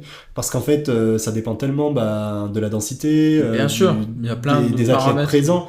Alors qu'au final, si tu vas sur un marathon du Mont-Blanc, tu te dis, bah, je vais mettre 4 heures. Et si tu réussis cet objectif, ben, peu importe la place, tu auras réussi ton objectif, je veux dire. Enfin, après, peut-être une année tu gagneras, une année tu gagneras pas, mais peu importe, je veux dire, sur n'importe quelle course, si tu te fixes enfin, un objectif de temps, tu auras réussi, enfin tu seras content. Alors après, il peut y avoir un objectif où tu es content, tu as réussi ton objectif de temps, un deuxième objectif où en plus tu es dans le top 15, bah là tu es trop content, et un troisième objectif où c'est parfait, tu es dans le top 10, tu as réussi ta course, et après tu as gagné, et c'est incroyable, mais il faut se fixer des paliers, je pense, et tu peux pas dire... tu peux pas te dire je vais sur cette course pour gagner. En fait, moi je pense que c'est la plus grosse des erreurs. À moins quand tu t'appelles Kylian Jornet, oui, je pense que tu peux dire ça. Mais à notre âge, enfin n'importe qui, je pense que même Ludo Pomeré, il va pas sur l'UTMB pour gagner en fait. Enfin, ici, il y va pour gagner, mais il se dit pas je vais gagner. Enfin, il se dit voilà, je vais Faire de mon faire mieux. de mon mieux, être le meilleur possible, mais après, ben, une année tu peux gagner, une année tu peux faire 5e, Et une année tu oui. peux faire 10e. Enfin, je veux dire, ça dépend tellement des différents facteurs, des différents paramètres. Et voilà, je pense qu'aujourd'hui, beaucoup trop de personnes se disent j'y vais pour faire podium. Et moi, le premier, parfois, je me dis, bah, je vais faire podium parce que j'ai trop envie, tu vois, de faire podium et mute. Mais en fait, je sais pas qui y aura. Ça se trouve, je ferai 20e. Mais tu vois, au final, je l'ai pas encore fait, mais je vais faire mon objectif de temps comme je le fais. L'an dernier, j'avais fait mon plan de course pour les championnats de France de trail long. J'avais mis 6h13. J'ai mis 6h13 et 10 secondes. Et ben là, je le referai pour le mute. Et puis, j'espère que ça sera réussi. Je demande pas la même minute près, mais en tout cas, qu'on soit à peu près dans les mêmes temps. Voilà, je pense que quand tu te connais, il faut faire son plan de course au mieux et ensuite ça va passer si t'es en forme. Mais ouais, la plus grosse des erreurs, c'est de se fixer des objectifs démesurés. Ou moi, si je dis, c'est comme si moi je dis cette année à la TDS, j'y vais pour gagner quoi. Enfin, bah, je pense que je vais avoir des problèmes parce que, enfin, je pense pas gagner. Après, advienne ce que pourra. Si je gagne, c'est une surprise, mais je pense pas du tout gagner. Et voilà, je parle même, de toute façon, je ne parlerai pas de place. Je parlerai de temps objectif quoi. Et après, bah, bien sûr, cet objectif, il te donne un ordre d'idée de la place vers laquelle tu vas te situer, mais ça varie. Il y a Et oui. un facteur de variabilité d'une année à l'autre. Et voilà, je pense qu'il faut respecter ça. Et je pense que pour ça, l'objectif de temps, c'est le meilleur moyen de ne pas être trop déçu, en tout cas. Parce que si t'es déçu à chaque course, ouais, je sais pas combien de saisons tu vas faire, hein. Je vois, ouais. Ouais, c'est une grosse humilité aussi envers soi. Ouais. Aussi très important de se laisser le temps de faire les choses, d'aborder les objectifs sereinement et de pas sans arrêt, comme tu le disais, se comparer aux autres tout le temps, parce qu'on déjà on sait pas comment ils vont être sur la course, on sait pas ce qu'ils ont fait avant, etc.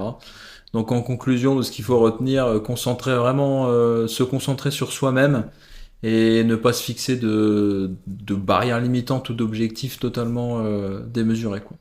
Carrément, et au final, tu vois, alors là, je parle un peu pour les jeunes, pour moi, tu vois, mais on a 22 ans, quoi. Enfin, les trois quarts de mes amis, on va entre 20 et 24 ans, quoi. Et je veux dire, on est jeune, quoi. On va faire du long, on doit fond du court, mais peu importe, j'ai envie de dire, on va pas devenir champion du monde demain. Ouais. Ludo Pomeré, et je prends lui comme exemple parce que c'est vraiment quelqu'un qui m'impressionne et vraiment, je me dis, mais à son âge, il a 20, 25 ans de plus que nous et il est là, quoi. Et je veux dire, ben, en fait, En fait, dans 20 ans, nous, on sait pas, ça se trouve, on aura arrêté, ça se trouve, on sera encore là. Enfin, il faut pas vouloir tout de suite, parce qu'au final, à vouloir tout de suite, on se grille Oui. et moi, je serais le premier à vouloir tout gagner demain, mais en final, bon, ça le fait pas et c'est pas une bonne idée, quoi. Je pense que faut être patient. Il y en a qui ont fait des années d'entraînement avant de réussir. Et au final, est-ce que l'histoire elle est pas plus belle en se disant, ben, ça fait 10 ans que je m'entraîne et là j'ai percé, que en se disant, j'arrive, je sors du jour au lendemain et je suis là.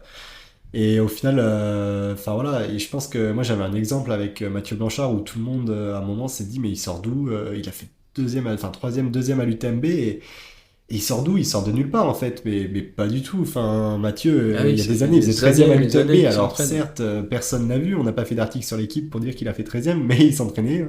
Il était là, il a progressé petit à petit, et au final, tu vois, je pense que les gens, ils voient ben, la partie où tu émerges et tu deviens le meilleur, ou en tout cas, pas Et meilleur que ouais. les autres, parce que tu es meilleur dans ta discipline, tu es meilleur que toi-même un jour, mais le lendemain, hein, la même personne que tu as battu la veille peut finir devant toi. Enfin, je veux dire, et au final, Mathieu, enfin, il sort pas de nulle part, quoi. Et voilà, je pense qu'il faut regarder tout le travail qui a été fait derrière.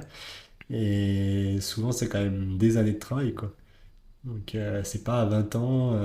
Bon, moi, je pense qu'il y a des années de travail à faire pour réussir. C'est clair. Bah, merci beaucoup en tout cas pour cette belle dose d'apprentissage hein, pour tout le monde.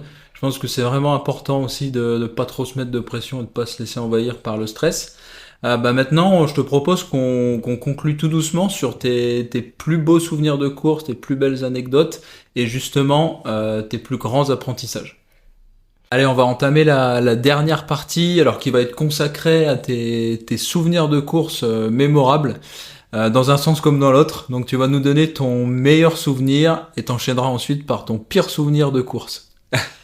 Ah là, ouais, alors, bon, le meilleur souvenir, c'est sans hésiter les championnats de France de trail long l'an dernier, où c'est quand même cool pour une dernière année espoir d'être champion de France de trail long, et puis en plus, avec aux portes du top 20, avec un super plateau, donc c'était vraiment une course bah, aboutie, c'est le mot. Et ouais, non, là j'étais vraiment, vraiment content de cette performance, surtout bah, sur une distance qui était que la deuxième depuis que je cours. Donc vraiment, non, ça laissait présager de belles choses. Après, voilà, c'est sûr que, comment dire, mon sentiment pour cette saison, c'est que il faudra rajouter une ligne au palmarès pour la suite de ce titre. Donc, pas sur les championnats de France puisque j'y serai pas, mais en tout cas sur les beaux ultras et longues distances que je vais faire cette année, j'ai vraiment envie d'écrire la suite sur l'un d'eux. Donc, on verra lequel, je sais pas, hein, on choisit pas. Mais c'était vraiment un beau moment de partage avec tous ceux qui étaient présents. Voilà, je pense que moi j'aime beaucoup partager bah, mes entraînements, mes courses aussi avec ceux qui me font les ravitaux. Et voilà, c'est aussi pour ça que j'aime bien long parce que ça crée des belles émotions. Donc non, c'était vraiment un beau moment. Après, pour la pire course, ben, la pire course, j'hésite, mais c'est vrai que quand même l'événement de l'Autriche l'an dernier, faire une hypothermie à 5 km de l'arrivée, enfin c'était vraiment le pire truc qui puisse arriver à quelqu'un, quoi, je crois. Enfin, quand t'es quatrième et que tu te dois d'abandonner parce que tu tombes. Enfin, j'avais plus d'énergie en haut de Kitzbühel à 2700 mètres d'altitude. Il était 2 heures du matin, il faisait super froid avec du vent, et moi j'étais en casquette, j'avais pas de gants, enfin, il avait plu toute la nuit, j'étais mouillé, et c'était vraiment l'enfer, quoi. J'avais plus d'énergie, je pouvais plus manger, mes doigts étaient congelés, enfin, je suis arrivé au dernier ravito qui était en haut du sommet après 5 km de descente. Et il me filmait avec la grosse caméra, puis j'ai dit oh non, I stop. Et je me suis arrêté, franchement, je pouvais plus quoi. Je me suis dit, mais. Et je me suis écroulé en fait, c'était mes bâtons qui me tenaient, je pense, mais je me suis écroulé. Et après, je suis redescendu avec les secours. Mais j'ai dormi au moins, je sais pas, au moins 1 heure et demie, je pense, avant qu'ils arrivent, hein, les secours. Mais c'était vraiment, ouais, enfin, un triste moment, surtout pour une si belle course où j'étais quatrième et je m'y attendais pas forcément. Mais c'était aussi une belle leçon d'apprentissage parce qu'au final, Et oui, c'est ce que j'allais dire. Ça t'a peut-être appris sur toi-même aussi. tu te Et rends compte que bah, l'ultra, il y a vraiment tout qui rentre en compte. Et au final, t'as beau avoir mangé correctement, t'as beau être en forme, t'as beau être devant, ben voilà. Je me serais arrêté 2 minutes, je me serais changé, ça m'aurait et coûté ouais. quoi? Quand t'as un quart d'heure d'avance sur le cinquième, 2 minutes, c'est rien, je veux dire. Enfin, et voilà, et toujours, voilà. Des fois, il faut savoir dire, bah, je fais une petite pause, je change ce qui va pas. Alors, si c'est les chaussures, c'est les chaussures. Si c'est que t'es mouillé, tu te changes, voilà. Mais sur Ultra, bon, le temps, oui, il est précieux, mais en tout cas, il est précieux à. Faut bien s'en servir, quoi, parce que vraiment, ouais, c'est une chose que j'ai appris. Et puis pareil, voilà, s'il faut prendre 1 minute de plus au ravito, bah, tu prends 1 minute de plus au ravito. On n'est pas à 1 minute près. Alors c'est sûr, quand tu fais une course, il faut vite, vite aller vite, se dépêcher. Ouais, je suis le premier à faire ça, hein, mais pour le coup, je pense que sur Ultra, c'est super important de prendre le temps parfois, Ouais. de prendre les bonnes décisions parce que les jambes c'est une chose, mais la tête c'en est une autre. Et si t'es plus lucide, bah tu finiras pas. Tu peux le payer très Donc, cher. Ouais. voilà, c'était un bel enseignement, ouais, un bel enseignement. Je pense que maintenant, s'il pleut ou il neige à la TDS cette année, je me changerai. Je, je me changerai clairement. Je prendrai 2 minutes et puis voilà, ouais, c'était une course, c'est dommage, hein, mais aussi proche de l'arrivée, c'est vrai que ça fait drôle. Et ouais, Donc ouais. tu t'y attends pas en fait, hein. Enfin, tu t'y attends pas tant que ça, quoi, parce que j'étais au dernier ravito une dizaine de kilomètres avant, tout allait bien. Ouais, c'est arrivé brutalement. Ouais, et puis là, c'était trop, quoi. Et forcément, quand t'es en montée, tu vas un peu moins vite. Tu montes en altitude, il y avait du vent, il faisait de plus en plus froid. Et ouais, en fait, non, c'était vraiment. Alors que. Et des Mont Blanc, j'en ai fait, et pourtant, j'ai jamais fait d'hypothermie en haut du Mont Blanc. Donc, comme quoi, parfois, il faut vraiment se méfier du moindre danger, quoi. Donc voilà. Mais après, non, c'est sûr que on apprend. Il y aura encore beaucoup à apprendre hein, parce que ça fait que la quatrième saison que j'attaque. Ouais. Donc j'espère bien en faire encore beaucoup. Hein. Bah, merci beaucoup. On va finir sur, depuis justement tes 4 ans d'expérience, quels enseignements t'as pu tirer de ta pratique? Qu'est-ce que tu referais pareil? Qu'est-ce que tu referais un petit peu différemment? Voilà, c'est une petite introspection sur toi-même, une petite prise de recul sur quels aspects tu penses encore pouvoir t'améliorer ou au contraire tu penses être très optimisé? Je pense qu'à haut niveau, faut être exigeant. Moi, je suis très exigeant avec les autres et avec moi-même, mais en fait, faut être exigeant en sachant lâcher prise au bon moment. Voilà, donc en fait maintenant il faut être rigoureux, voilà, il faut faire les choses correctement. Alors un des points que je peux largement améliorer, c'est la nutrition au quotidien, où je suis peut-être un peu le moins pointilleux là-dessus, quoique à l'approche des objectifs, je suis plutôt bien pointilleux, mais, euh, mais en fait c'est un gros point d'amélioration et je le garde en point d'amélioration parce que c'est cool aussi de se dire que même si tu gagnes demain, tu sais que tu as encore des trucs à améliorer et que tu peux encore devenir meilleur, donc il faut pas non plus tout faire du jour au lendemain parfaitement. Puis, de toute façon, je pense que personne fait parfaitement les choses. Mais voilà. Et puis ensuite, ben, la récupération, c'est tellement important. En fait, ça va faire. Enfin, c'est toujours quelque chose auquel j'ai apporté beaucoup d'importance parce que l'un de mes objectifs aussi, c'est de me blesser le moins souvent possible, mais de beaucoup m'entraîner. Et j'en étais arrivé, ben voilà, maintenant je suis entouré par Vivian, un ami qui est kiné ostéopathe, chez qui je vais chaque semaine et qui est très très fort ici sur Annecy. Enfin, il fait aussi l'UTMB, de l'ultra et j'arrive, je lui dis quelle douleur j'ai, il sait dans la seconde ce que c'est. Enfin, on perd pas de temps, voilà, et c'est super important d'être bien suivi. Pareil, la cryothérapie, j'ai Cryo Advance à Annecy qui est mon partenaire depuis bah, maintenant quasiment 2 ans. Et vraiment, mais ils sont adorables. Voilà, au final, j'aurais pas sans eux accès à tout ce qui est cryothérapie, le caisson hyperbar auquel je vais avoir accès pour préparer les ultras et que Thibaut Garivier et Aurélien se sont servis pour préparer l'UTMB l'an dernier. Euh, voilà, les bottes de pressothérapie, toutes ces choses-là. Au final, moi, quand je vais à la cryo, c'est mon moment de détente dans la semaine, c'est mon moment où je déconnecte de tout et je suis reposé, je me sens apaisé. Et au final, ben voilà, ces moments-là, avec des personnes en plus qui sont adorables et voilà, qui sont en accord avec mes valeurs et qui me permettent d'être bien. Voilà, quand j'y vais 1 heure et demie, 2 heures, et vraiment, voilà, on recharge les batteries, voilà, on branche sur secteur, et vraiment c'est génial quoi d'avoir des partenaires comme ça et de savoir s'entourer de personnes qui sont voilà, qui savent être là au bon moment, qui savent être présentes quand il faut, et voilà, je pense que l'un des points qui est le plus important aussi, c'est de savoir être entouré des bonnes personnes au bon moment, parce qu'en fait tout seul on fait pas grand-chose, hein, tout seul on essaye, mais on va pas bien loin, hein. Je pense que franchement, ouais, enfin, mes amis, tous ceux qui m'entourent, c'est une force quoi en fait. Donc je pense que, ouais, vraiment, faut savoir être reconnaissant aussi des autres et ne pas vouloir réussir tout seul et savoir accepter les conseils des personnes qui sont autour de nous, parce que si on est tout seul à fond dans son truc, ben, enfin, moi j'ai des doutes sur le fait qu'on réussisse, franchement.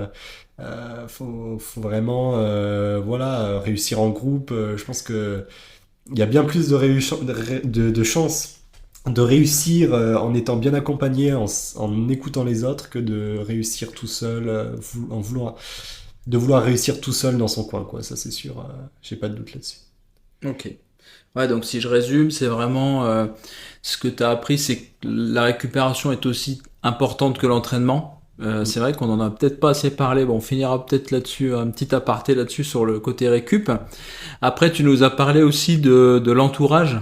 Je pense qu'effectivement, pour évoluer à haut niveau dans n'importe quel sport, il faut un entourage précieux qui nous soutient, qui sait trouver les bons mots quand ça va pas et qui sait surtout aussi nous pousser dans nos retranchements au bon moment. Ça, c'est hyper important. Donc, je pense que tu as effectivement beaucoup de chance d'avoir des partenaires solides, que ce soit au niveau du suivi médical, on va dire prévention des blessures, tout comme tes partenaires d'entraînement au quotidien. Mm. Et je pense que c'est ce qui fait la différence. Bah, merci beaucoup. Je te propose qu'on refasse juste un petit point avant de terminer sur justement ta récupération au quotidien. Donc sur la nutrition, tu parlais de nutrition, comment tu t'alimentes toi au quotidien, sur quel levier tu penses pouvoir t'améliorer, et une semaine type en termes d'outils de récupération, ça ressemble à quoi pour toi? Est-ce que c'est, bon, comme tu le disais, une séance de kiné, d'ostéo, il y a le massage, la cryothérapie, qu'est-ce que tu préfères? Et puis évidemment le sommeil, hein. Moi,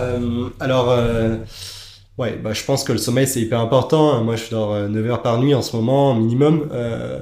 Pendant les gros blocs de volume, je dors 9 heures par nuit, et parfois il m'arrive de faire des siestes. Donc, ouais, vraiment, ça, quand tu te lèves le matin et que tu es encore fatigué, c'est que tu fais du bon volume. Donc, ouais, le sommeil c'est super important. C'est un des facteurs pour pas se blesser.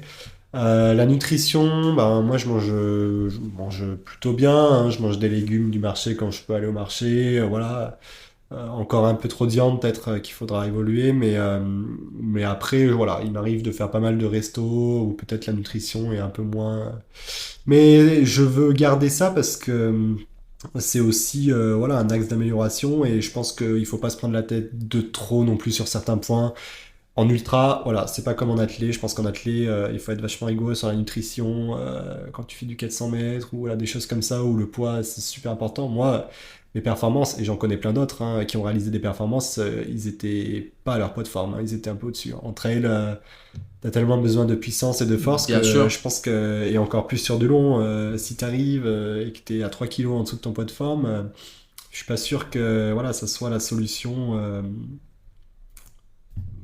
gagnante. Mais après à voir, hein.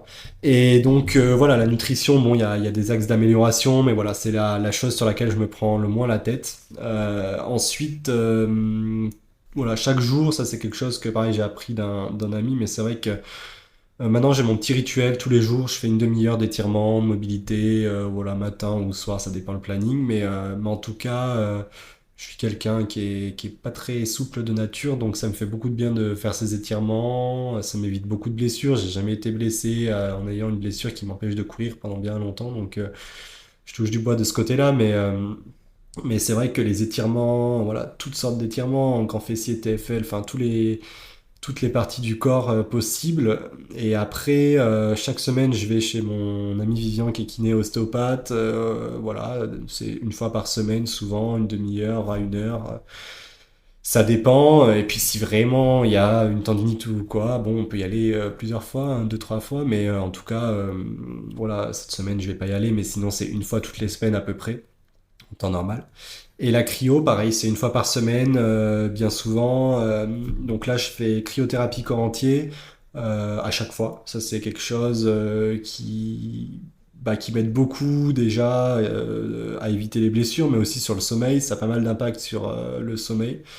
Ensuite, ben, pressothérapie, pareil, les bottes de pressothérapie, 40 minutes pour favoriser le retour sanguin. Voilà, c'est vraiment quelque chose qui m'aide pas mal. J'ai testé aussi le caisson hyperbar, donc ça, je vais en faire un peu plus souvent pour préparer les ultras. Donc, en plus, c'est quelque chose qu'ont fait Thibaut et Aurélien l'an dernier pour l'UTMB, et c'est vrai que, et la diagonale. Et c'est vrai que, voilà, j'avais à cœur d'essayer, et voilà, je pense que dans la prépa, c'est super à intégrer. Et ensuite, pareil, ils ont un nouvel outil là qui est de la photobiomodulation qui fonctionne par rayon.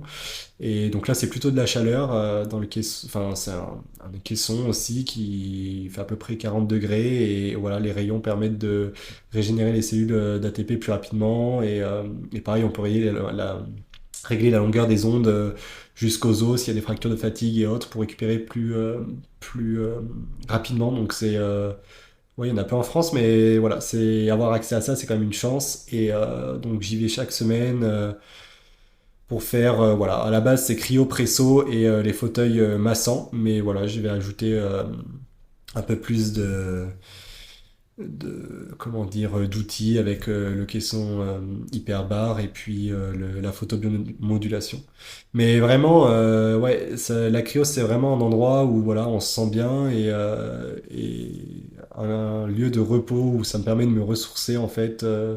Et ça me tient à cœur d'y aller chaque semaine, quoi. Vraiment, ouais, je fais pause et après je me dis, en plus quand j'y vais, après je me dis, bah, je vais être au top, quoi, parce que j'ai confiance. Donc voilà, je sais que ça fonctionne et ça fait quand même maintenant 2 ans que j'en fais. Donc Ok. et pareil, combien de tendinites ou de petites blessures, pas des énormes. Moi, j'ai jamais eu d'énormes blessures, mais des petites tendinites. Combien j'en ai guéri avec la cryo localisée. En y allant 2, 3 fois par semaine, et au lieu d'avoir une tendinite pendant un mois, tu en as pour une semaine, mais après c'est fini quoi. Donc ouais, vraiment, ça aide pas mal quoi. Enfin en tout cas, c'est un gros plus d'avoir ça que ce soit dans la préparation, mais aussi dans la récupération en tout cas. Donc parce que tu récupères bien plus vite. Ok, merci beaucoup. Et du coup, avec ton kiné, qu'est-ce que tu fais exactement? Ça m'intéresserait bien de savoir. Globalement, bon, quand t'es pas blessé, hein, est-ce que c'est de la prévention, donc des exercices de prévention, de renforcement, ou est-ce qu'on est vraiment dans une optique de récupération avec des massages, avec des exercices de mobilisation articulaire? Qu'est-ce que tu peux faire du coup? Alors, bon, l'avantage que j'ai, c'est que Vivian est aussi ostéopathe, donc on fait pas mal d'ostéopathie quand je suis un peu en accordéon, que je me suis fracassé la semaine, mais on fait pas mal de renforcement au niveau de la cheville, parce que je m'étais fait une entorse de la cheville l'an dernier, donc ça m'a demandé vraiment de bien renforcer les chevilles. Donc pareil, quand j'ai des tendinites, renforcement un peu spécifique, des exos plutôt bien spécifiques même. Et ensuite, là, on va attaquer de travailler sous peu avec des capteurs et autres pour travailler la foulée, analyse de la foulée, du bassin, voilà, toutes ces choses-là, vraiment quelque chose de plutôt postural et on va attaquer un gros travail là-dessus. Mais le reste du temps, c'est quand même pas mal d'ostéopathie et l'hiver un peu ouais, de prépa physique, renforcement pour éviter les blessures, quoi, donc cheville. Les périostes aussi typiquement, le tendon d'Achille, voilà, les petites failles. Si on peut les éviter, ça me va quoi. Ouais. Donc voilà, mais vraiment ma vision est quelqu'un de passionné et qui est vraiment au top sur tout, sur tout. Ouais. Ouais, ouais, donc Ok, excellent. Bah écoute, je pense qu'on a plus ou moins fait le tour, hein. Merci beaucoup pour ta bienveillance et puis pour tous tes conseils pendant le podcast. On va conclure sous forme un peu d'échange libre. En fait, je vais te laisser la parole à nos auditeurs et si tu pouvais tout simplement leur donner des conseils, hein, aux personnes qui seraient plus ou moins expérimentées, que ce soit en course à pied ou en trail, quels conseils toi tu pourrais leur donner pour faire les choses bien et puis on va dire s'épanouir dans leur pratique?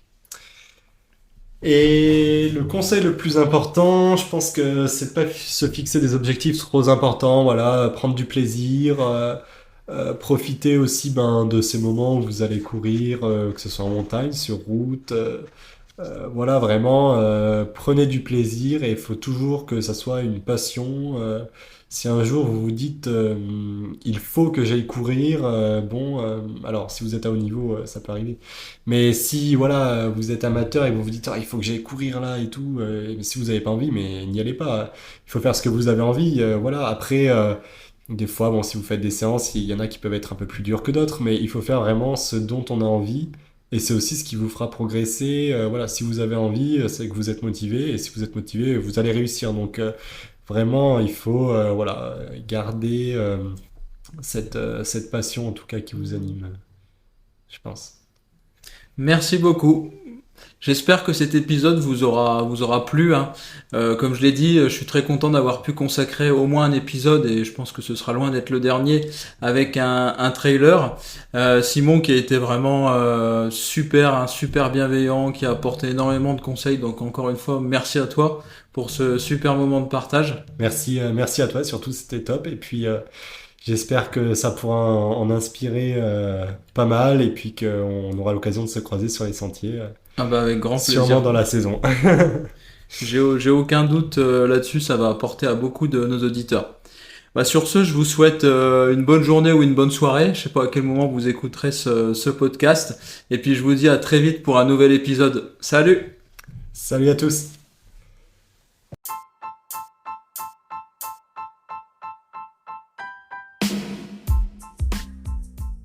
Un grand merci pour votre écoute, j'espère sincèrement que ce podcast vous aura plu. Si c'est le cas, je vous invite à laisser 5 étoiles sur votre plateforme de podcast préférée. Je vous invite également à me suivre sur mon compte Instagram et ma page Facebook Run Success-coaching. Pour toutes les personnes souhaitant progresser ou améliorer leur performance en course à pied, il faut savoir que je propose un appel bilan 100% gratuit dans lequel je réponds à toutes vos questions et je vous aide à planifier au mieux votre saison. Si vous êtes intéressé, n'hésitez pas à réserver votre appel directement via mon compte Instagram en passant par mon lien Linktree. D'ici là, je vous souhaite un bon courage et un bon run. À bientôt sur Run Success Podcast.